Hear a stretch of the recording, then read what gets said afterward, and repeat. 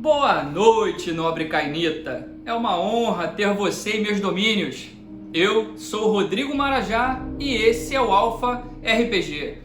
Então, galera, no vídeo de hoje a gente vai falar um pouco sobre o clã Capadócios. Isso mesmo, a gente vai falar do clã da morte, o clã dos ladrões de sepultura. É um clã que estuda a vida, a morte e a pós-morte. É bem legal, é um clã específico de Vampiro, a Idade das Trevas, tá?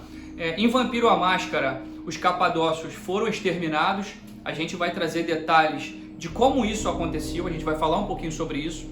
A gente vai falar também sobre as facções que na época medieval existem dentro do clã Capadócio, assim como o Giovanni, as Lâmia, que na verdade nessa época são apenas facções, linhagens derivadas do clã Capadócio, informações bem legais.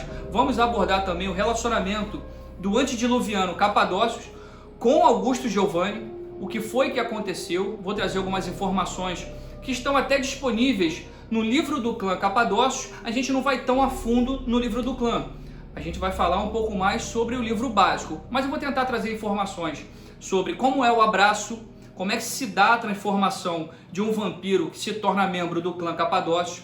É bem legal, são detalhes bem interessantes de como é esse ritual, a forma como isso se dá. A gente vai falar um pouquinho também sobre a disciplina Mortis. É uma disciplina muito maneira mesmo.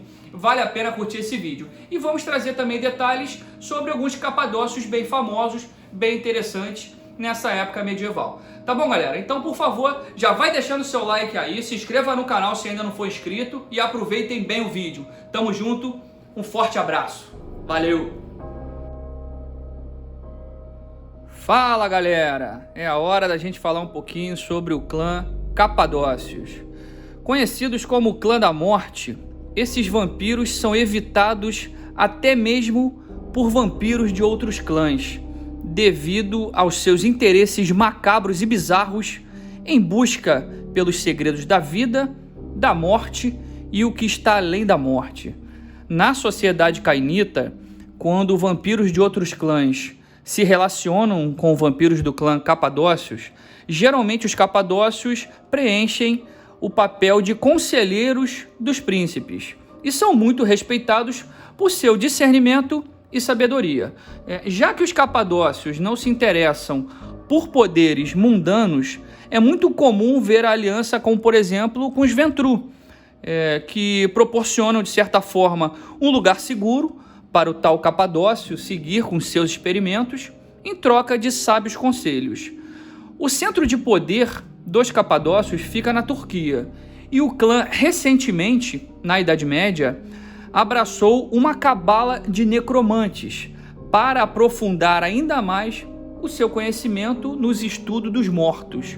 Esses novos vampiros estão desenvolvendo uma disciplina própria chamada necromancia. É claro que eu estou me referindo à linhagem Giovanni, que nessa época medieval ainda é apenas uma facção do clã Capadócio. A maioria dos Capadócios passa suas noites engajados em estudos sobre a morte. Por isso é muito comum que usem roupas de estudiosos e monges. A maioria dos personagens, galera, do clã Capadócio seguem o caminho do paraíso, porém o clã Book trouxe mais uma opção para os jogadores, que eles podem seguir o caminho dos ossos, conhecido também como Via Ossis. Nesse caminho, os membros acreditam que o corpo é apenas o invólucro da alma. E o livro traz ali alguns detalhes das transgressões mínimas para fazer o teste de convicção para quem segue esse caminho, o caminho dos ossos, que é bem legal. As disciplinas do clã são auspícios, fortitude e mortis. E a fraqueza do clã Capadócio, geralmente não importa o quanto de sangue um Capadócio beba, não importa, ele sempre terá a pele pálida e fria. E dessa forma aumenta-se em 1 a dificuldade em testes sociais. Eles também são facilmente identificados como vampiros. Essa fraqueza realmente na Idade Média é algo bem complicado para os membros do clã. Dizem que a cada inverno, a cada solstício de inverno, os Capadócios viajam para um mosteiro abandonado, onde realizam rituais secretos e outros compartilhamento de estudos sobre a morte. Bem legal essas reuniões feitas pelos membros do clã Capadócio. Outra informação bem legal, bem relevante que o livro básico traz para a gente é sobre os refúgios dos capadócios, que geralmente são bem seguros e bem escuros, e frequentemente defendidos por carniçais bem peculiares e corpos reanimados. Quanto ao abraço de um humano escolhido para se tornar um capadócio, geralmente ele passa por um rito de iniciação. E geralmente o iniciado é enterrado vivo por um período extenso de tempo, onde a futura cria olha na face da mortalidade. Aqueles que emergem com suas mentes deturpadas são considerados inaptos e são exterminados ali mesmo. Aqueles que conseguem passar nesse teste de ficar enterrado vivo por bastante tempo realmente são abraçados e muitas das vezes eles são transformados e colocados de volta dentro do caixão e enterrados novamente. É bem interessante. A gente vai ver até, quando a gente for analisar o livro do clã Capadócios, a primeira parte do livro é a descrição desse método, desse sistema de transformação. É bem legal mesmo. Na Idade Média, os capadócios estão muito envolvidos nos avanços da medicina. Eles frequentemente conduzem autópsias e observam o trabalho de médicos talentosos. É muito comum a gente ver realmente tutores capadócios. O recente abraço lá dos tais Giovanni, né, os necromantes venezianos, realmente está avançando o conhecimento do clã sobre a morte, e esses novos capadócios, os Giovanni, eles têm progredido muito na tal da disciplina de necromancia. O próprio livro do clã traz ali necromancia até o nível 3, é bem legal, bem interessante, que permite, com a necromancia, o contato com os mortos. É engraçado que quando a gente vai analisar o clã Capadócio, a gente tem a percepção de que o abraço do antediluviano não foi uma maldição. Pelo contrário, a transformação do antediluviano, ela deu a chance que o próprio Capadócios tivesse a chance de estudar eternamente os mistérios da morte. Isso, na verdade, foi uma bênção para ele. O Capadócios, o antediluviano, ele devotou praticamente todo o seu tempo para estudar a complexidade da não-vida, enquanto os outros antediluvianos conflitavam entre si. Após o dilúvio, que a gente já falou sobre o dilúvio nos outros vídeos anteriores, o Capadócio decidiu gerar uma cria e fugiu para a sua terra natal, que é a Capadócia, lá na Turquia. E esse primogênito, a primeira cria do antediluviano, era o conhecido como Caias Koine. Depois o antediluviano transformou também Jafé e Lázaros. É bem interessante as informações que o Clã Book traz sobre o antediluviano, né, o Capadócio. Ele traz até informações que o antediluviano falou com Zaratustra. Zaratustra, para quem não conhece, foi um profeta e poeta nascido lá na Pérsia, né, que fundou a primeira religião monoteísta da história. Monoteísta, que é a crença na existência de apenas um Deus. Então o Capadócio, buscando informações sobre vida, sobre morte, sobre pós-morte, ele teve contato com Zaratustra, teve contato com Buda, né? Buda, que em sânscrito é conhecido também, é chamado de Siddhartha Gautama, que foi um príncipe lá no sul do Nepal, que renunciou ao próprio trono e se dedicou à busca da erradicação das causas do sofrimento humano e de todos os seres. Após encontrar a sua iluminação, o Buda encontrou a sua paz interior, né? E tornou-se mestre espiritual, fundando dessa forma o budismo. É bem interessante esses exemplos que o livro traz. Para quem gosta de história, realmente é um prato cheio. O livro também diz que, além do contato com Zaratustra e com Buda, o antediluviano Capadócio viajou com Nabucodonosor e viu os jardins suspensos da Babilônia, que são lá que é na verdade os Jardins Suspensos da Babilônia, uma das 7 maravilhas do mundo antigo. É bem legal esses detalhes sobre o antediluviano. Vamos falar mais um pouquinho sobre o antediluviano do clã, que é bem interessante, que o próprio nome do clã, na verdade, não vem do nome do Capadócio. Capadócio, na verdade, não era o verdadeiro nome dele. Ele só se denominava como vindo da Capadócia, que é aquela região lá na Turquia, onde o clã se estabeleceu e para poder definir ali o seu centro de poder e centro de estudo. Na verdade, ninguém sabe o verdadeiro nome do Capadócio. Só se sabe que ele era um sacerdote de um deus pagão e que buscava muito o conhecimento. Capadócios teve um tempinho depois de sua transformação a sua primeira revelação, onde ele teve a visão de seus descendentes lamentando a perda de algo. Foi aí que ele decidiu que precisava ter descendentes, precisava criar alguns vampiros para ajudar a ele na busca pelo conhecimento que ele tanto buscava. Foi nesse momento que ele começou a abraçar alguns escolhidos. Capadócio, na verdade, um tempo depois, ele saiu pelo mundo, peregrinando ali pelas planícies de Canaã, e já necessitando de muito sangue, já quase seco de tanto andar ali pelo deserto, quase sendo tomado pela sua besta, ele avistou uma tenda. Ele invadiu a tenda para se alimentar de quem estivesse lá dentro. E lá, dentro daquela tenda, estava um judeu fazendo uma oração. É bem interessante que essa parte do livro, ele define realmente que tinha apenas um judeu ali dentro daquela tenda. O Capadócio questionou aquele velho homem: você acha que seu Deus vai olhar para alguém tão insignificante como você nesse momento? Então o judeu respondeu: nada é insignificante para o meu Deus, ele é grandioso. Então Capadócio parou assim e pensou: é verdade, caraca, eu não vou encontrar as respostas que eu preciso, as respostas que eu busco, eu não vou encontrar nos humanos. Eu tenho que buscar conhecimento entre as divindades. E foi nesse momento que o Capadócio recebeu aquele estalo e ele deixou o judeu vivo. Acabou que ele não consumiu o sangue daquele judeu.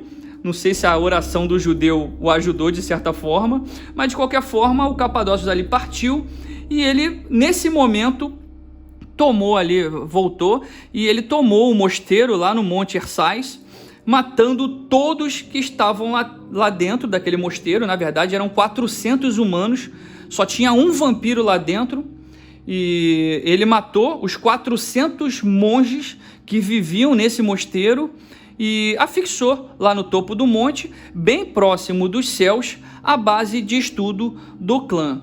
Em pouquíssimo tempo, o número de vampiros do clã Capadócio era altíssimo. Os capadócios começaram a gerar cria atrás de cria, transformar humano atrás de humano, fazendo muitos vampiros.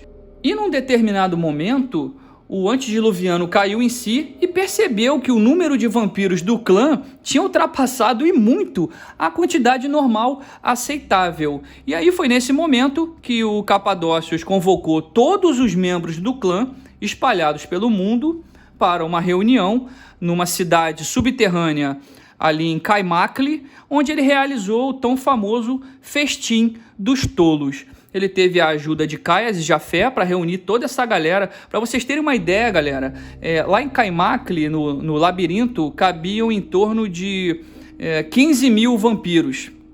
15 mil vampiros do clã Capadócios lá dentro de Caimacle, mas na verdade apenas 12 mil compareceram. E aí o Capadócios lá dentro, na profundeza subterrânea do labirinto de Caimacle, ele começou a fazer perguntas aos membros do clã, das mais básicas e elementares até as mais complexas. E conforme os membros iam errando, eles iam sendo enviados lá para o fundo do labirinto para aguardar. Até que, num determinado momento, ele foi fazendo perguntas, foram errando, alguns foram acertando, e sobraram pouquíssimos capadócios junto do antediluviano, praticamente uns 10%. E então o líder do clã selou todos os 90% de vampiros nesse labirinto, prendendo-os lá para a morte final. Só os dignos conseguiram sair, né, com o antediluviano do clã. Um tempo depois, o Capadócio tem uma visão, que foi a segunda revelação, dele próprio sendo crucificado e vários humanos mortais lamentando a perda. Então foi nesse momento que ele raciocinou e decidiu: eu não tenho que entender Deus, eu tenho que virar Deus, eu tenho que me tornar uma divindade. E foi nesse momento que o antediluviano ele parte numa nova jornada para encontrar Deus e diablerizá-lo. Assim, é bem interessante a gente fazer essa análise, né, de tudo que aconteceu com o clã, essa situação do festim dos tolos, onde o próprio antediluviano selou, lacrou, prendeu um monte de vampiro capadócios ali, deixando-os para a morte, selado ali no subterrâneo do labirinto da cidade de Caimacle. Caramba, são situações bem estranhas, bem bizarras. E tempos depois do festim dos tolos, o Jafé, que era uma das crias do Capadócios, ele recebeu informações sobre uma família lá na Itália chamada Giovanni.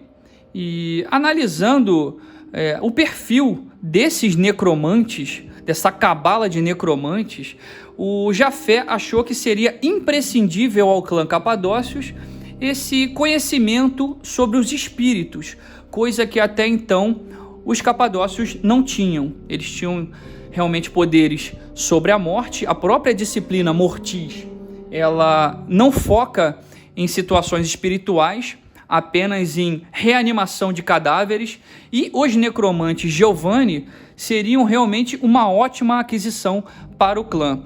O Capadócios concordou com Jafé após essa análise, e nessa forma o próprio antediluviano deu um vidrinho cheio de sangue para o Jafé e falou: Jafé, vai até lá e realmente transforma o líder dessa família, o tal do Augusto Giovanni, em um Capadócio. É engraçado que o antediluviano não se deu nem o trabalho de ir até a Itália para transformar o cara.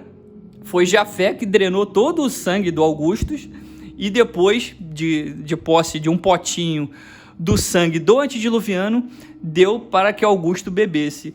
Bem legal. Somente tempos depois que o antediluviano foi ao encontro lá de Augusto para conhecê-lo realmente e poder conversar.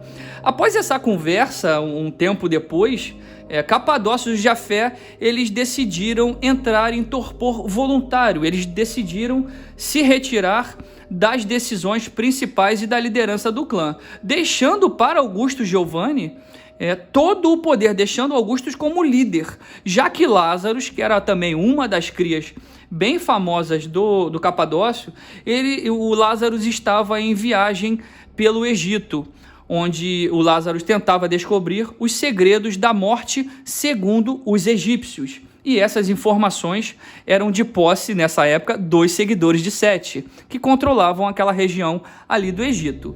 E lá no Egito, Lázaros conheceu uma mulher muito linda, que se dizia filha de Lilith. Quem é Lilith, galera? Lilith, na verdade, de acordo com a mitologia de vampiro, ela foi a mulher que veio antes de Eva. Foi uma mulher que foi criada do barro, assim como Adão. Só que ela foi exilada.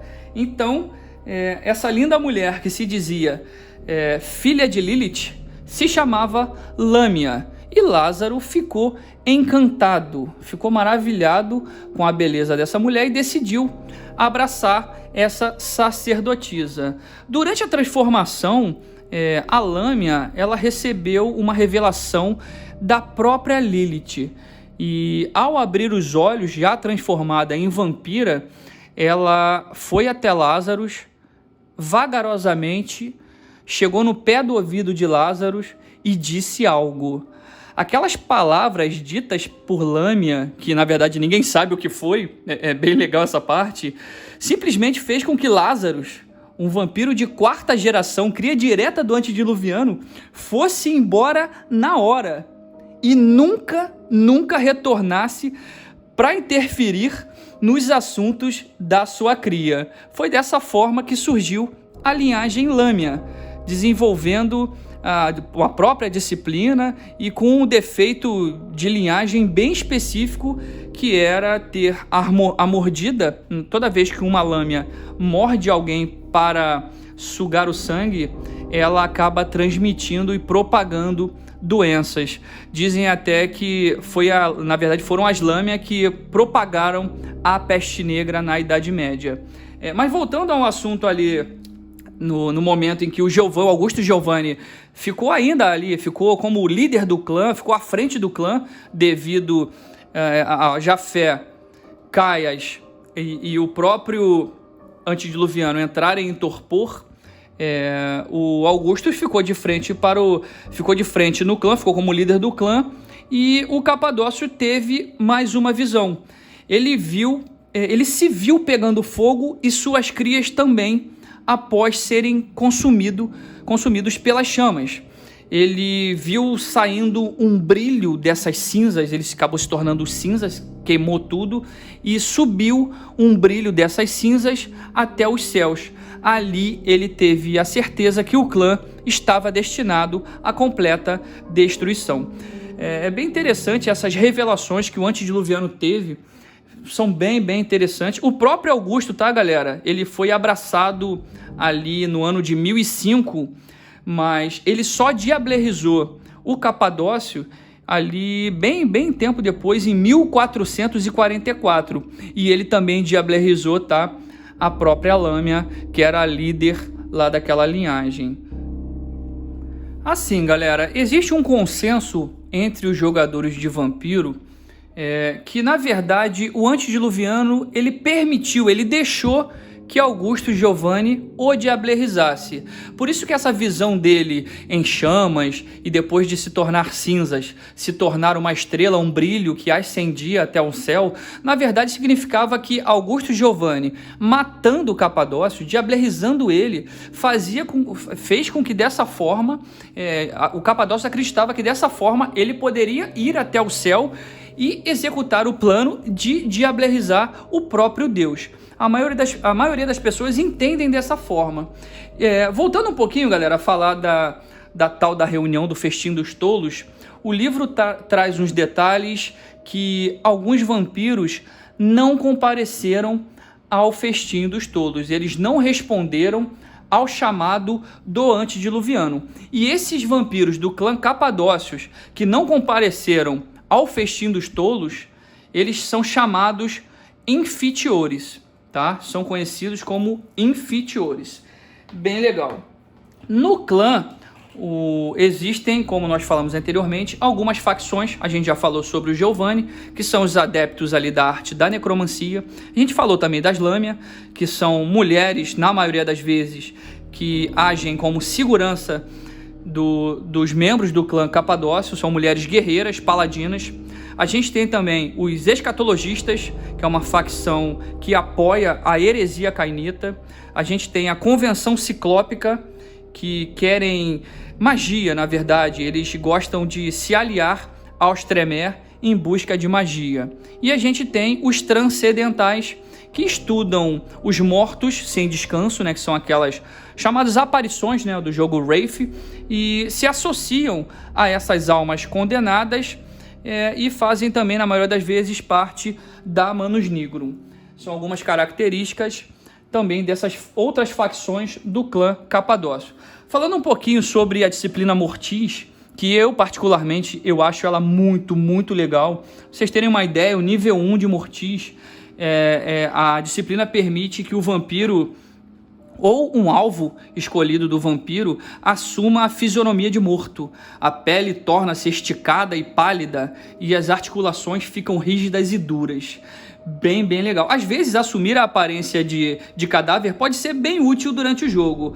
Por exemplo, você pode estar sendo caçado e aí o vampiro toma essa aparência de morto ali, fazendo com que o seu caçador não reconheça como um vampiro e sim simplesmente como um cadáver. O nível 2 se chama Murchar, bem legal também, que permite que o personagem cause um envelhecimento rápido num oponente. A vítima começa a sofrer os efeitos da velhice. A pele da vítima torna-se pálida e fina e os ossos ficam frágeis. bem legal. O terceiro nível é Despertar. O personagem que possui esse poder pode se livrar das garras da morte. Ele pode despertar a si mesmo ou um vampiro que esteja em torpor. Isso é bem legal. O nível 4 se chama Sussurros da Morte, que num período curto de tempo o personagem livra-se da maldição de Caim. Cara, isso é muito maneiro. Enquanto o personagem estiver sobre essa influência, ele não pode ser afetado por nenhum dos elementos nocivos aos vampiros. Seu corpo não é queimado pela luz do sol, água benta não fere de maneira alguma, entretanto o seu corpo torna-se nada mais do que um cadáver. Mas é bem legal, em alguns momentos isso pode ser bem útil. O nível 5 é chamado de Morte Negra. Quando o personagem toca um indivíduo, ele pode fazer com que a vítima experimente a sensação de uma morte prematura. Cara, isso é bem sinistro. É como se a vítima tivesse os sintomas da peste. Os olhos ficam afundados, escurecidos, os gânglios inchados e a pele muito pálida. Dentro de um dia, as funções corporais, se a vítima for um humano, elas param. E praticamente, se o alvo for um vampiro, vítima desse poder, ele pode entrar em torpor imediatamente. Tu vê, isso é o nível 5, cara. Isso é muito foda. Isso é muito maneiro. E o último, que é maneiraço demais, é o Vigor Mortis, na qual o Capadócios, ele de posse de um cadáver, ele dá um pouco do seu sangue e reanima esse cadáver, esse corpo, criando um zombu, né? Que na verdade é um zumbi escravo morto-vivo, que servirá ao seu mestre completamente, mas ele não consegue se comunicar, né? É bem engraçado que ele consegue andar, mas ele não consegue falar. O máximo que ele faz é um gemido em voz baixa. E isso é bem legal porque geralmente o Capadócio faz esse tipo de zumbi, né, conhecido como zombu, para proteger seu refúgio, mas eles não duram muito. Geralmente dura, se ele está reanimando ali um humano mortal, esse zumbi dura por 3 noites. É bem interessante, bem legal. Cara, eu sou fã do clã Capadócio, ainda não tive a oportunidade de jogar com o personagem do clã, mas tenho muita vontade. Então é isso, galera. Espero que vocês tenham gostado dessas informações que eu julguei bem relevante a gente trazer hoje aí para passar para vocês. E sintam-se à vontade para criar personagens do clã Capadócio, que vai ser bem legal, vocês vão gostar muito. Tá bom, galera? Obrigado pelo apoio, obrigado por estar com a gente até agora nesse momento. Deixe seu like quem não deixou, curta nosso canal aí, tá? Se inscreva no nosso canal, dá essa força pra gente, que semana que vem tem mais vídeo, galera. Um forte abraço, valeu, até a próxima.